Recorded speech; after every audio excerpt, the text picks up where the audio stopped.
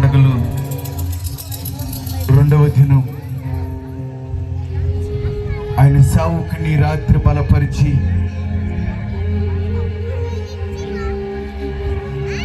శ్రేష్టమైనటువంటి ఉపదేశాన్ని రాత్రి ప్రభు మనకు అందించినట్లు ఆయన బలమైనటువంటి సన్నిధి తన సేవకునితో ఉంచి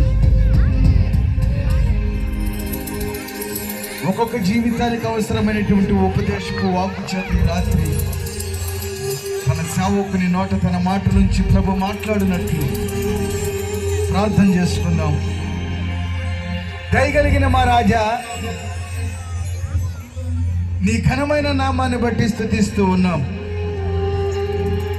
కారు మేఘాలే మా జీవితంలో ఎన్నో ఎదురైనా వాడమనిగిపోయేటువంటి జలప్రవాహాలు లాంటి సమస్యలు ఎన్నో వచ్చినా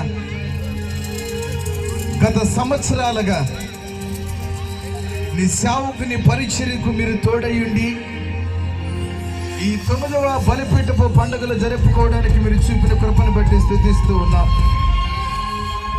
ఈ బలిపీఠపు పండుగలు 2వ దినం ఈ రాత్రి నిలబడబోతున్న నీ సేవకుని మీరు బలపరచండి.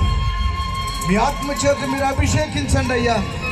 మీ బలమైనటువంటి సన్నిధి ఈ రాత్రి మా మధ్య ఉంచమని ప్రార్థిస్తూ ఉన్నాం.